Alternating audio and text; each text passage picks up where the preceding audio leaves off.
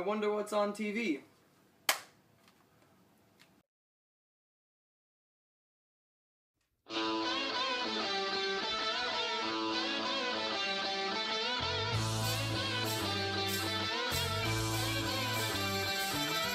So no one told you life was gonna be this way.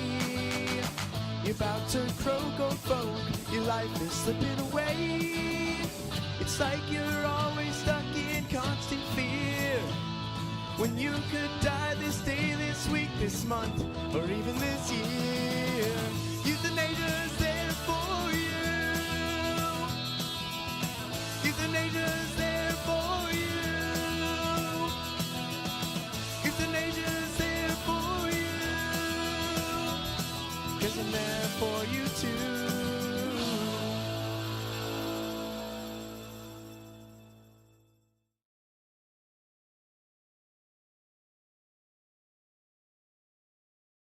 Here you go, doctor. Thank you, Nurse Betty. How's our patient doing today? Fantastic. Did you give him his enema? Yeah. Oh. Alright, let's go in and see him. How's my favorite patient this morning? Not so good, Dr. Feelgood. Oh? You look like you're dying to say something. I'm getting pretty sick. I think you better just pull the plug. But first, can you tell me what my options are? I sure can, Billy. There are 3 types of euthanasia. Let's take a look. Alright, Billy. There are 3 types of euthanasia. Alright, Billy. The first form of euthanasia is involuntary euthanasia. Now, this form of euthanasia is murder, for the patient does not have consent and the doctor goes through with it anyway. It's against the law in every single one of these beautiful states, and it's also immoral.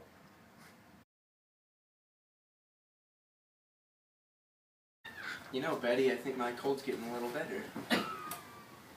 Euthanasia is non-voluntary euthanasia.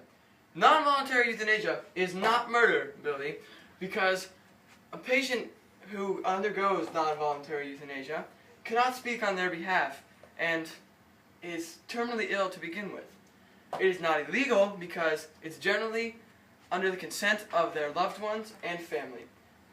I, though, personally see it as immoral because you should never take another person's life without their consent. Well, Johnny, your parents have made the decision. Since you've been brain dead for the past 12 years, we're going to pull the plug. Doc, is that you?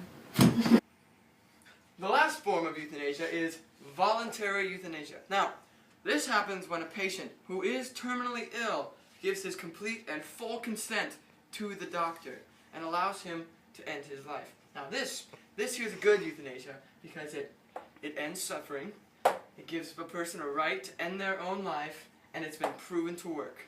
Ha! Because Susan here has filled out all the paperwork and jumped through all the hoops, I have prescribed this medication that is definitely not a cold lozenge that will allow her to end her life when she wants and how she wants. Isn't it amazing what politics can do? Alright, Billy, now that you've heard all about the different types of euthanasia, what do you think? The third one sounds good to me. Well, that's good.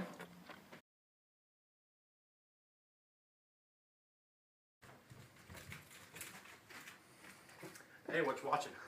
The newest episode of Euthanasia. Is that about kids in China? No, silly. It's about doctor-assisted suicide. You know what, let's change the channel. Okay.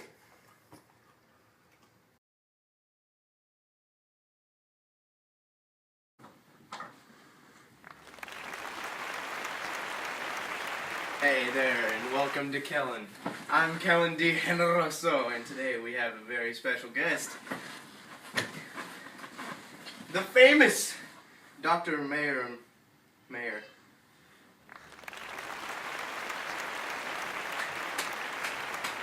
Have a seat. Great to be here, Kellen. Great to be here. Great to have you on here. So, Dr. Mayer, tell me a little bit more about the controversial topic that you are looking to legalize in all 50 states.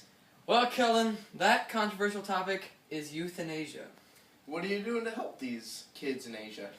Now, Kellen, euthanasia is not about the children in Asia. It's about doctor-assisted suicide. And that's what I'm trying to promote here in America. That's a little bit different than what I thought it was. Yes, it is. So, expand the horizons on this topic of euthanasia, if you will, Doctor.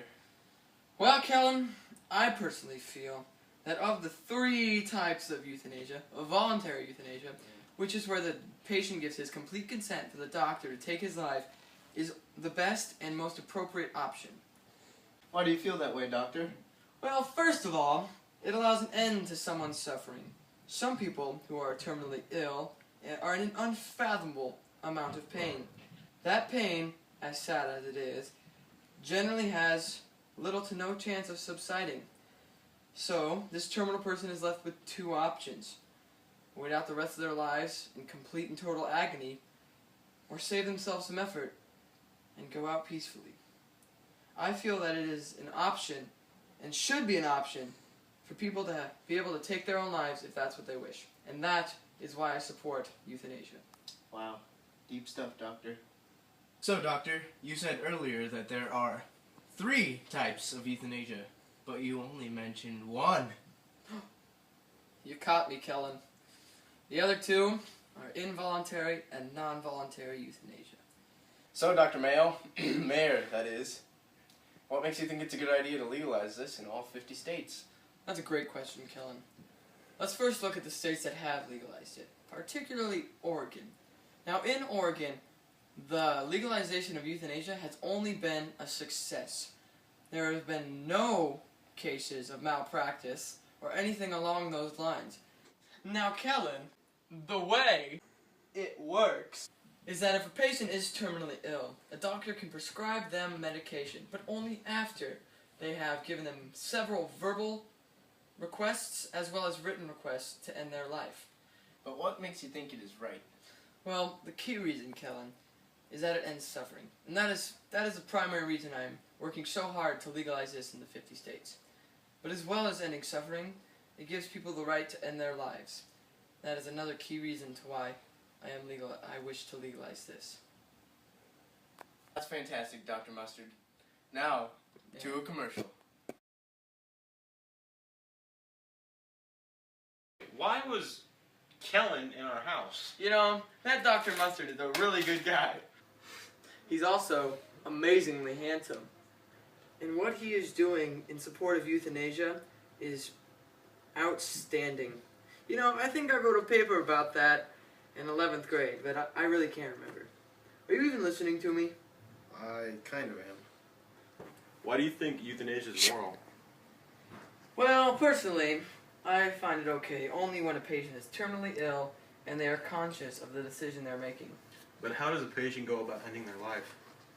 Well, first of all, the patient has to be mentally stable enough to make the decision. Then the doctor, only after the patient is completely sure of their choice, can prescribe a medication. This medication, that will be administered by the patient themselves, gives the person the ability to end their life when and where they want. Well, when you put it that way, it doesn't sound too bad. Oh, Kellen's back on. Hey.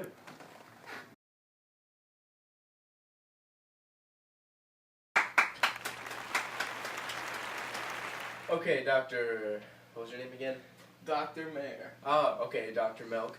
So, you've told us a lot about euthanasia, and it seems like the best option. But why is there so many people opposing this in all 50 states? Actually, it's 47. But that's a great question, Kellen.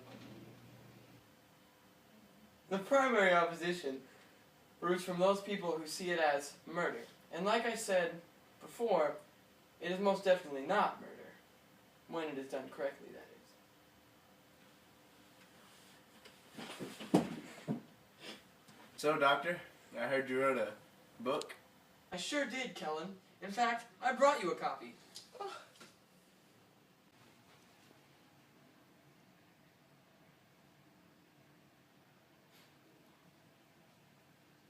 Well, thank you very much there, Doctor. In fact, everyone in our audience gets a book tonight. You get a book! You get a book! You get a book!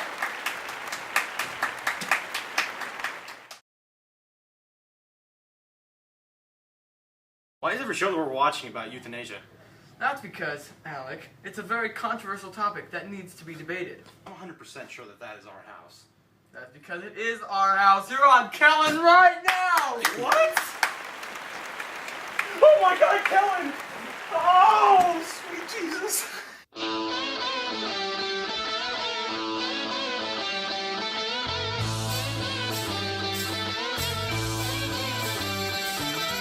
So no one told you life was gonna be this way. You're about to croak, old folk, your life is slipping away. It's like you're always stuck in constant fear, when you could die this day, this week, this month, or even this year. Euthanasia's there for you. Euthanasia's there for you. Euthanasia's there for you, 'cause I'm there for you too.